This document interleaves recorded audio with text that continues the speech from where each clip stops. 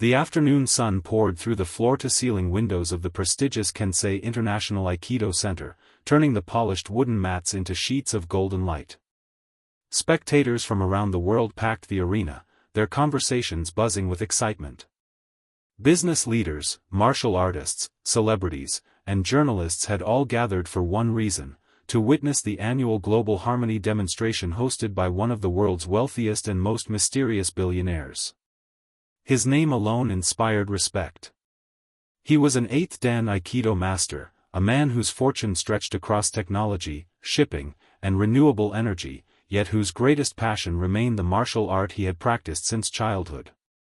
People admired his discipline as much as his wealth.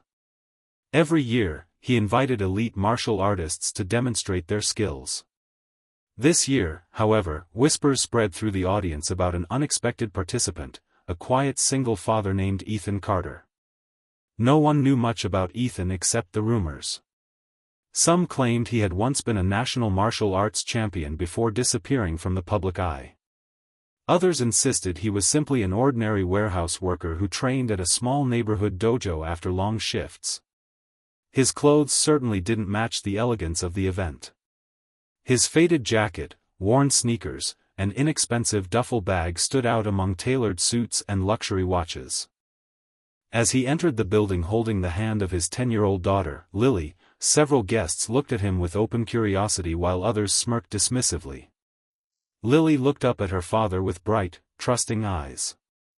"Dad, are you nervous?" Ethan smiled gently and squeezed her hand. "Being nervous just means you care. But fear only wins if you let it." She nodded, repeating his words quietly as though committing them to memory. The billionaire's assistants greeted invited guests one by one, checking names against digital tablets.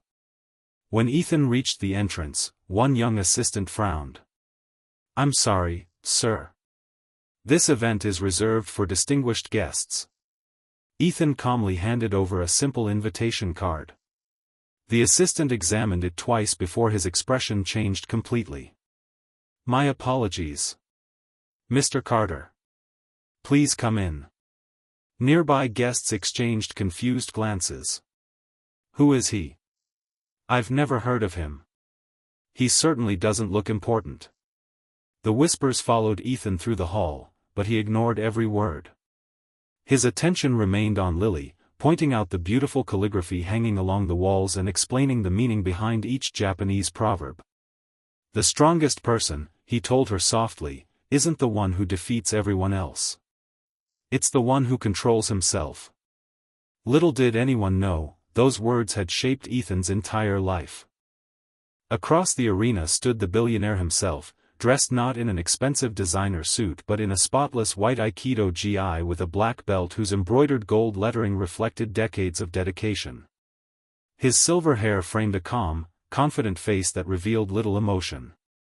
When he noticed Ethan entering the hall, his eyes narrowed ever so slightly.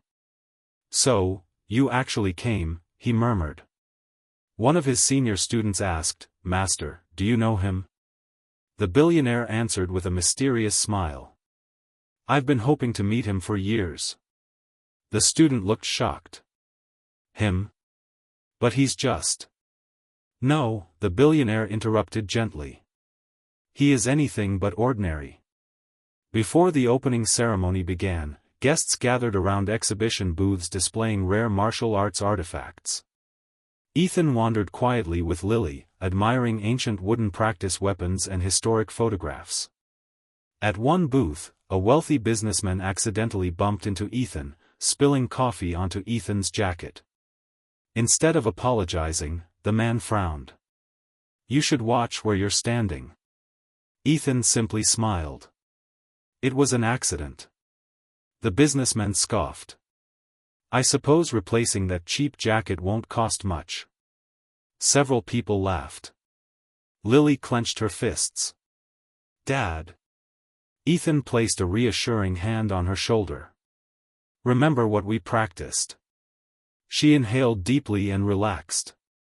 Across the room, the billionaire had witnessed the entire exchange without saying a word. Minutes later, the opening ceremony began.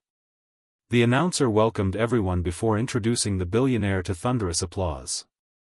He stepped onto the mat with effortless confidence. "My friends," he began, "today is not about proving who is strongest. Aikido teaches harmony, compassion, and self-mastery." Everyone applauded politely. Then he paused. "But harmony can only exist when pride disappears." His gaze slowly settled on Ethan. "I would like to invite one special guest onto the mat." Confused murmurs spread across the arena. "Ethan Carter, would you join me?" The room fell silent. Hundreds of eyes turned toward the quietly dressed single father. Lily looked at him nervously. "Dad?" Ethan smiled. "It's okay." He walked calmly toward the center of the dojo while whispers erupted from every direction. "Why him? Is this some kind of joke? He'll be embarrassed." The billionaire bowed respectfully. To everyone's surprise, Ethan bowed just as deeply.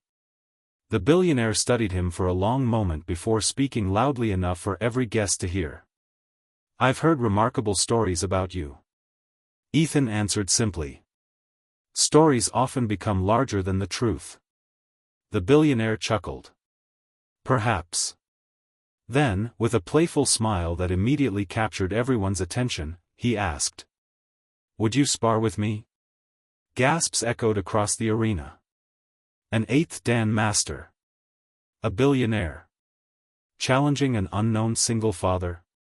Reporters rushed forward, cameras flashing wildly. Ethan remained silent for several seconds. Then a faint smile appeared. "Only if you promise." The billionaire raised an eyebrow. "Not to cry." For a heartbeat, absolute silence consumed the arena. Then laughter exploded from the audience. Some thought Ethan had just made the biggest mistake of his life. Others believed he was trying to be funny. But the billionaire didn't laugh. Instead, his smile grew even wider. "Very well," he replied. "I promise." And in that instant, those who truly understood martial arts realized something extraordinary. Neither man looked angry. Neither looked arrogant. Instead, both looked excited.